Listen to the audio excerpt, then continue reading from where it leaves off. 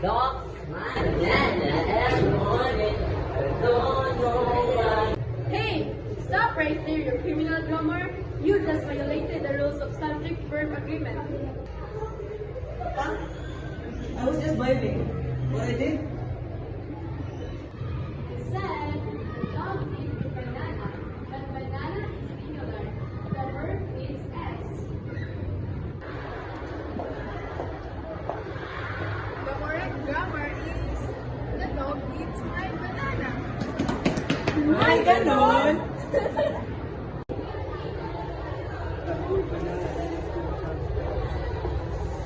Okay.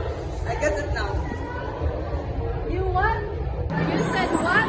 You said I get that? That's another violation. The correct grammar is I get it.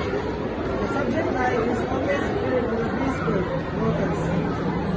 My ganon!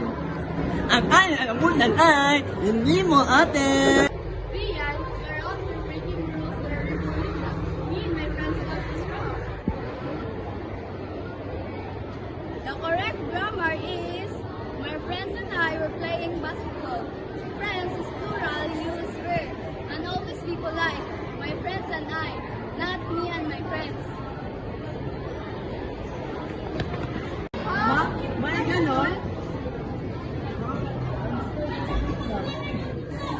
How about this? The pizza and the soda is on the table. Oh!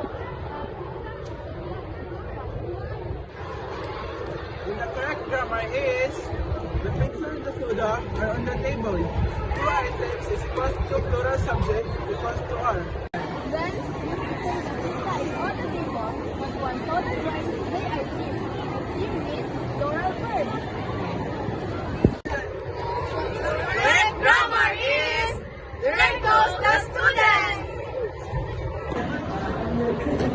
Okay, I get it now.